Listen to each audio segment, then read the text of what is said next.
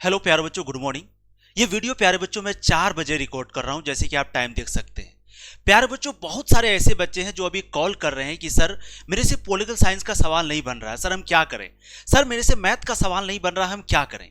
प्यारे बच्चों, मात्र हम आपका 10 मिनट लेंगे और अगर आपकी बिल्कुल भी तैयारी नहीं है तो प्लीज इस वीडियो को देखिए। ये वीडियो को देखने के बाद आपसे सवाल 100% बनेगा। और अगर कोई वैसे बच्चे हैं जिनको सारा प्रश्न आता है, वो भी इस वीडियो को देखिए। हो सकता है आपके एग्जाम में कुछ वैसे सवाल आ जाए जो आपसे ना बने। तो ये वीडियो आपके लिए अर्जेंट में बहुत जरूरी वीडियो है। चलिए प्यारे बच्चों, हम आपको एग्जाम्पल के साथ बताएंगे कि कैसे अगर कोई सवाल का जवाब नहीं आए तो आप दे सकते हैं। सबसे पहले, क्योंकि मैथ का एग्जाम पहले है, तो पहले मैथ वाले बच्चों के लिए बताएंगे, फिर जो पॉलिटिकल साइंस के स्टूडेंट है उनके लिए भी हम ये वीडियो उनको भी बताएंगे कि अगर आपको कोई सवाल का जवाब नहीं आता है तो कैसे आप उत्तर दे सकते हैं।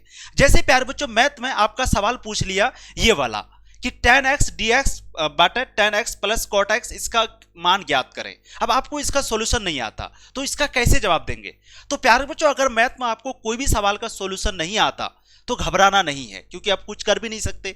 अब आपको वहां पर क्या करना है, सॉल्यूशन करना है। अब सॉल्यूशन सही करना है या गलत करना है ये मायने नहीं करता। मान लो आपको कोई सवाल का जवाब आ रहा तो आप दे दो, अगर नहीं आ रहा तो क्या करना है। देखो प्यारे बच्चों, जैसे मान लो आपका सवाल पूछा कि tan x है ना, क्या है tan x। आप ध्यान से देखो, मैं एक आपको डेमो करके बता रहा हूं कि किस तरह से जवाब देना है।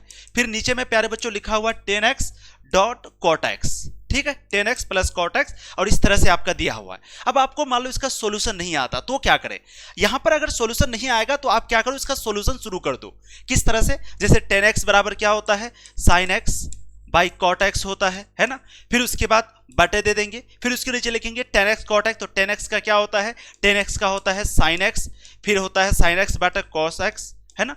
फिर उसी तरह से cot x का होता है cos x बटा sin x।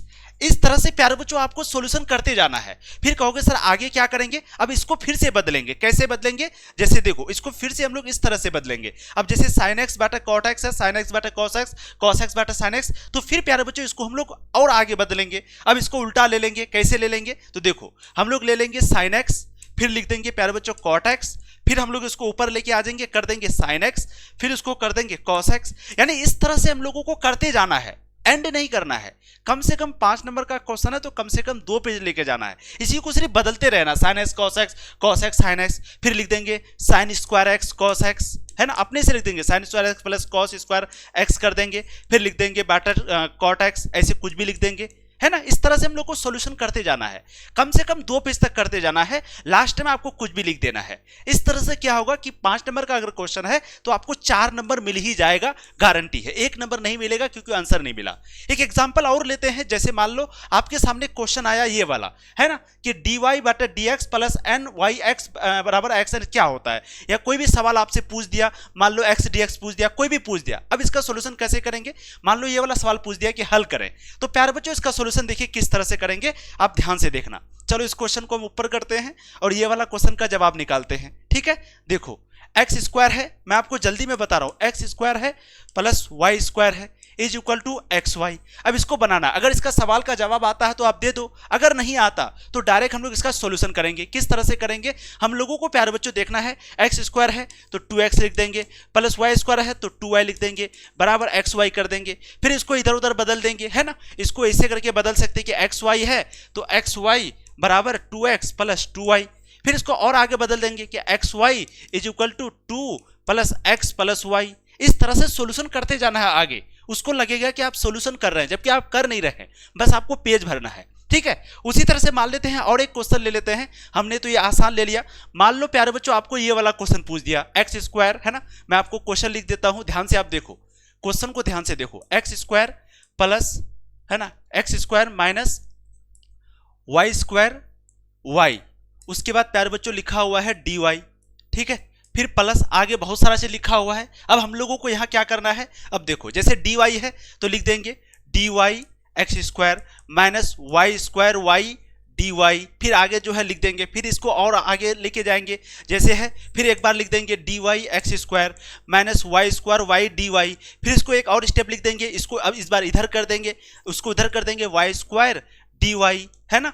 फिर इसको इधर कर देंगे dy बाई, मतलब इस तरह से घुमाना है कि कम से कम 1-2 पेज लेके जाना है। जब आप 1-2 पेज लेके जाइएगा, इसी को घुमा के कोई फॉर्मूला याद है तो कोई फॉर्मूला बैठा दो, कुछ नया चीज आ रहा है तो कुछ नया चीज कर दो। इस तरह से जब आप घुमाओगे फिर लास्ट में अगर आंसर नहीं मिलेगा तो आपको कट कुट नहीं करना, आपको छोड़ देना है। 100% आपको नंबर कम से कम 5 नंबर का है तो 3-4 नंबर आपको मिल ही जाएगा। जी हाँ, मान लो आपको एक सवाल ये वाला पूछा, बहुत सारे बच्चे ये वाला सवाल पूछते हैं, है ना, कि ए एक्स डी एक्स बटे ए स्क्वायर, तो इसको भी ऊपर नीचे करके आप जवाब देख सकते हैं। ठीक है, हम तो बनाने का सारा बना सकते हैं इस तरह से। जैसे मान लो आपको पूछ लिया क्या, sine x cos 8x x, तो यहां पर क्या करेंगे, यहां पर लिख देंगे sine x cos 8x dx। अब इसको सॉल्यूशन, भाई साइन का क्या होता है, तो साइन का लिख देंगे 1/cos, है ना, थोड़ा बहुत तो आपको आता ही होगा। कॉस का लिख देंगे 1/sin, इस तरह से dx कर देंगे।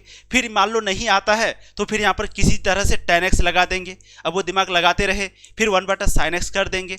इस तरह से सॉल्यूशन करते जाना है, तब तक करते जाना जब तक 1-2 पेज कम से कम फुल ना हो, क्योंकि दीर्घ उत्तरीय है। और अगर शॉर्ट क्वेश्चन है, मान लो लघु उत्तरीय प्रश्न का नहीं आता है, तो कम से कम 1 पेज करके सॉल्यूशन आपको लिखना है। 100% मैं गारंटी के साथ कहता हूं, अगर आप इस तरह से जवाब देंगे तो आपको नंबर मिलना ही मिलना है। ठीक है, अब हम लोग प्यारे बच्चों बात करते हैं पॉलिटिकल साइंस का, क्योंकि बहुत सारे बच्चे पॉलिटिकल साइंस के हैं। देखिए, बहुत सारे बच्चे हैं जो डरे हुए हैं कि सर पॉलिटिकल साइंस का सवाल पूछेगा, हम कैसे जवाब देंगे। अब मान लो आपके सामने ये सवाल आ गया, जैसे विश्व व्यापार संगठन के 2 उद्देश्य बताइए। अब आपको नहीं पता विश्व व्यापार संगठन के 2 उद्देश्य क्या है, तब क्या लिखेंगे, तब हम लोगों को सबसे पहले लिखना है उत्तर, है ना। मान लो ये कॉपी है, हम लोगों को सबसे पहले क्या लिखना है, यहां पर जवाब लिख देना है प्रश्नोत्तर नंबर जितना भी है। मान लो प्रश्नोत्तर नंबर कितना है, 2 है, तो लिख देंगे प्रश्नोत्तर नंबर 2। अब यहां पर जवाब देंगे, किस तरह जब विश्व व्यापार संगठन के 2 उद्देश्य नहीं पता, विश्व व्यापार संगठन के 2 उद्देश्य क्या है मैं नहीं पता, क्या करेंगे, लिखेंगे विश्व व्यापार संगठन के 2 उद्देश्य निम्नलिखित है। इसका जवाब नहीं पता ना, तो हम लोग लिखेंगे विश्व व्यापार संगठन के 2 उद्देश्य निम्न है। अब पहला नंबर जवाब देंगे कि विश्व व्यापार संगठन के 2 उद्देश्य निम्न है, पहला। अब पहला क्या लिखेंगे कि विश्व व्यापार एक ऐसी व्यापार है जो पूरी दुनिया में होती है ना, इस तरह से पहला पॉइंट। दूसरा पॉइंट हम लोग दे देंगे, दूसरा पॉइंट क्या देंगे कि विश्व व्यापार पूरी दुनिया में होने वाले व्यापार को कहते हैं, यहाँ पर सारे देश मिलकर व्यापार करते हैं। इस तरह से 2 पॉइंट देंगे। अब जो कॉपी चेक करने वाला है उसको लगेगा कि आपको जवाब आता है, जबकि आपने सही जवाब नहीं दिया, लेकिन लिखने का तरीका से लगेगा सही जवाब है। अभी और सुनो, कुछ डेमो करो, फिर आपको पता चलेगा। प्यारे बच्चों, ये वीडियो 4 बजे रिकॉर्ड कर रहे हैं आपके लिए, प्लीज आप ध्यान से देखो। चलिए, अब आप देखो, मान लो क्वेश्चन पूछ दिया गुट निरपेक्ष आंदोलन की 2 उपलब्धियां बताइए। अब मुझे नहीं पता गुट निरपेक्ष आंदोलन क्या है, लेकिन 2 उपलब्धियां पूछा है, तो क्या करेंगे। अगर हमको जवाब नहीं आता है तो याद रखना, अगर जवाब आता है तो लिखना, क्योंकि 30 में से 15 बनाना है ना। अगर आपको 15 सवाल का जवाब आता है तो कोई बात नहीं आता है तब ये काम करना। मान लो गुट निरपेक्ष आंदोलन की 2 उपलब्धियां नहीं पता, तो क्या करेंगे, पेज में अपना कॉपी में जो भी आप जहां पर कॉपी में आंसर लिखोगे वहां पर लिखिएगा कि गुट निरपेक्ष आंदोलन की 2 उपलब्धियां निम्न है।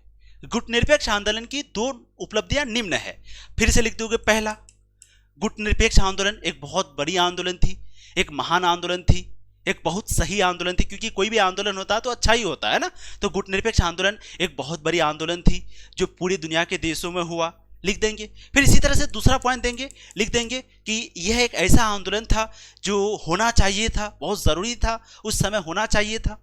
इस तरह से कुछ लिख देंगे अपने से।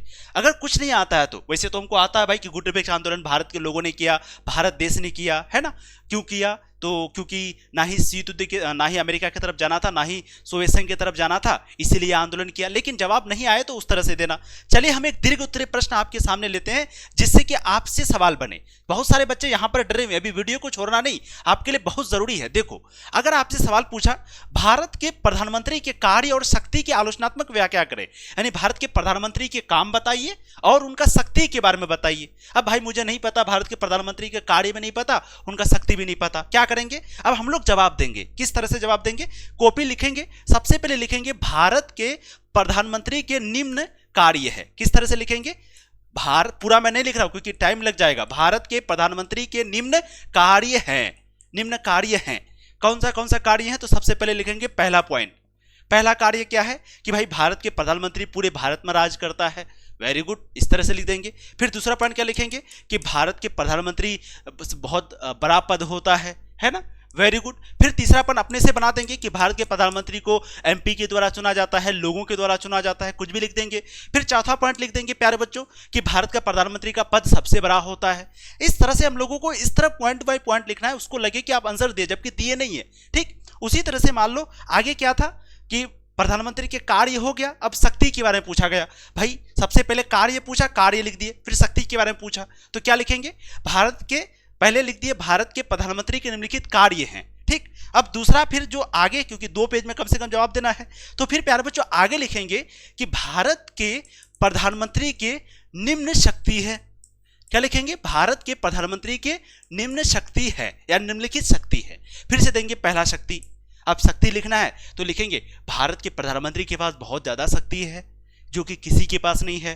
भारत के प्रधानमंत्री कुछ भी कर सकता है वो चाहे तो, लेकिन संविधान के अंतर्गत अपने से लिख देंगे। फिर लिख देंगे भारत के प्रधानमंत्री के पास बहुत ज़्यादा शक्ति है जिसका उपयोग करके भारत के प्रधानमंत्री बहुत अच्छे काम करते हैं, देश का विकास करते हैं। 5वां पॉइंट लिख देंगे कि देश का विकास करने के लिए भारत के प्रधानमंत्री के पास शक्ति होना जरूरी है। इस तरह से अपने से पॉइंट बना देंगे 5 पॉइंट। अगर जवाब नहीं आए तो समझ रहे हैं, डर खत्म करिए, डरना नहीं है प्यारे बच्चों, लड़ना है, ये वक्त लड़ने की है। चलिए एक एग्जांपल और लेते हैं। देखो भारतीय संविधान में दिए गए मौलिक अधिकारों का वर्णन करें। अब भारत के संविधान में जो मौलिक अधिकार दिया गया है, मौलिक अधिकार के बारे में बताना है। अब वैसे तो मौलिक अधिकार क्या होता है, ऐसा अधिकार जो हमारा कर्तव्य है, जो हम लोगों को मिला है ना। टोटल 6 मौलिक अधिकार है। अब मुझे नहीं पता मौलिक अधिकार क्या है, लेकिन उसका वर्णन करने के लिए कह रहा है, तो हम लोग लिखेंगे, हम लोग क्या लिखेंगे कि मौलिक अधिकार जो हमारा संविधान देता है ना। हम एक ऐसा अधिकार होता है जो भारत के लोगों को मिलता है। टोटल 6 मौलिक अधिकार है। मौलिक अधिकार क्या होता है, तो हम लोग लिख देंगे पहला पॉइंट कि भाई सभी को धर्म मानने का अधिकार है, अपना धर्म को मानो, जो धर्म मानना है मानो, जो धर्म छोड़ना है छोड़ो, जो धर्म अपनाना है अपनाओ। दूसरा है कि हम लोगों के खिलाफ कुछ नहीं कर सकता, हम लोग आज़ाद घूम सकते हैं, स्वतंत्र घूम सकते हैं। तीसरा है कि अधिकार का मतलब क्या होता है, अधिकार का मतलब एक ऐसा अधिकार जो हम लोगों को मिला है। भाई धर्म का अधिकार है, बोलने का अधिकार है, स्पीच देने का अधिकार है, किसी की आलोचना करने का अधिकार है। इस तरह से जितना भी अधिकार है सारा अधिकार लिख देंगे।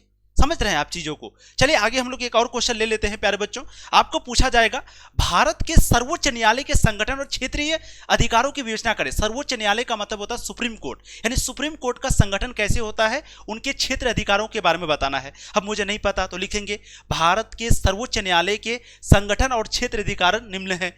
पहले लिखेंगे सर्वोच्च न्यायालय के बारे में कि सर्वोच्च न्यायालय भारत का सबसे बड़ा न्यायालय होता है।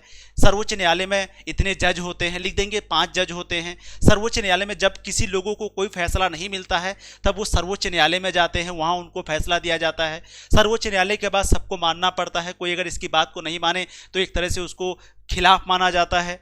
सुप्रीम कोर्ट के बारे में, सुप्रीम कोर्ट सर्वोच्च न्यायालय जो चाहे वो कर सकता है, इनको पूरा अधिकार होता है ना, इसके खिलाफ कोई नहीं जा सकता है। इस तरह से बहुत सारी चीज हम लोग लिख सकते हैं, है ना। भारत पाकिस्तान के संबंध पूछा गया तो भाई भारत और पाकिस्तान का संबंध बता देना कि भारत और पाकिस्तान का संबंध आज़ादी के समय से ही अच्छा नहीं है। कभी भारत पाकिस्तान पर हमला करता है तो कभी पाकिस्तान भारत पर हमला करता है। भारत पाकिस्तान के बाद कई बार युद्ध हुआ है ना, 65 में युद्ध हुआ है, 71 में युद्ध हुआ है। इस तरह से बहुत सारा चीज लिख सकते हैं। उसी तरह संयुक्त राष्ट्र संघ की भूमिका। अब संयुक्त राष्ट्र संघ क्या होता है, जिसको यूएनओ कहते हैं। तो यूएनओ आप जानते हैं क्या होता है, यूएनओ यानी संयुक्त राष्ट्र संघ, है ना, जो द्वितीय विश्व युद्ध के बाद गठन हुआ था। अब हमें नहीं पता आंसर तो क्या लिखेंगे, संयुक्त राष्ट्र संघ, जो कि पूरी दुनिया में शांति स्थापित करता है।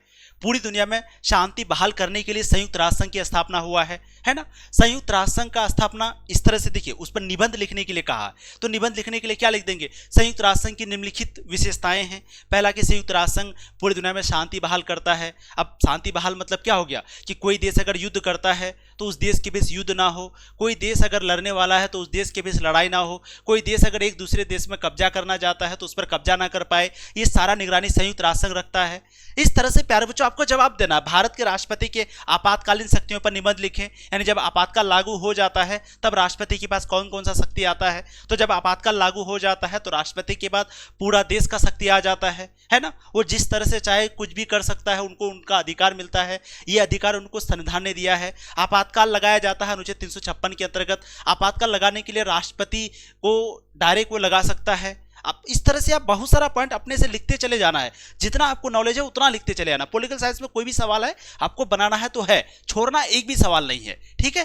भारत की राजनीति में जाति की भूमिका की विवेचना करें। अब भारत की राजनीति में जाति की भूमिका, भाई जाति की क्या भूमिका है, तो जातिवाद आप जानते हैं, हर पार्टी आजकल जाति के नाम पे चुनाव लड़ता है, तो हम लोग लिख देंगे भारत की राजनीति में जाति की निम्नलिखित भूमिका है। है ना। आज जितना भी चुनाव होता है जाति के आधार पर होता है, ज्यादातर चुनाव, है ना, जाति के आधार पर लोग बढ़ जाते हैं। जाति के आधार पर जब हम लोग वोट देते हैं तो हम लोगों का देश विकास नहीं कर पाएगा, हम लोग विकसित नहीं हो पाएंगे, है ना। जाति के आधार पर अगर वोट देंगे तो हम लोग क्या होंगे, विकसित नहीं हो पाएंगे। इसलिए हम लोगों को जाति के आधार पर वोट नहीं देना चाहिए। हमें किस आधार पर मतदान करना चाहिए, हमें शिक्षा के आधार पर, कौन काम करेगा उसके आधार पर करना चाहिए। इस तरह से आप बहुत सारा पॉइंट लिख सकते हैं। तो प्यारे बच्चों, यही एक तरीका है जिसके वजह से आप आंसर देंगे। कॉपी आपको सुंदर लिखना है। अगर आपको कॉपी लिखना नहीं आता है तो आप यूट्यूब में सर्च करिए कॉपी कैसे लिखें बाय तनु क्लासेस, 100% आपको समझ में आ जाएगा। और अच्छे से बताए हैं, कोई भी क्वेश्चन का आंसर नहीं आता है उसमें भी आपको बहुत सारा चीज़ बताए हैं। मैथ वाले बच्चे, जैसे मैंने आपको कहा, मैथ में यही बेस्ट तरीका है प्यारे बच्चों जिसका उपयोग करके आप अच्छा नंबर ला सकते हैं। बस सॉल्यूशन आपको करते जाना है, चाहे सही हो या गलत हो, क्वेश्चन नहीं छोड़ना, किसी भी हाल में क्वेश्चन नहीं छोड़ना, ठीक है। तो चलिए प्यारे बच्चों, मिलेंगे अगली क्लास में, बाय बाय। ये वीडियो प्यारे बच्चों मैं अभी रिकॉर्ड कर रहा था, आप देख सकते हो अभी 4:21 हो रहा है ना। आप सभी लोग इस वीडियो को प्लीज शेयर कर दीजिए ताकि वो बच्चे जो अभी बहुत परेशान है, रो रहा था एक बच्चा मेरे पास कॉल करके, मैं आपको क्या बताऊं, है ना, और मैं परेशान हो गया था मैसेज कर करके, इसलिए वीडियो बना रहा हूं। आप सभी लोग प्लीज इस वीडियो को शेयर कर दीजिएगा अपने सारे दोस्तों के साथ, और इस चैनल को सब्सक्राइब कर लीजिए क्योंकि आपकी तैयारी हम लोग लगातार करा रहे हैं। और याद रखिएगा, जिनको आंसर आता है प्लीज वो ये सब ट्रिक का प्रयोग नहीं करेंगे, जिनको नहीं आता वो करना है अंत में, ठीक है। Thank you so much, bye bye.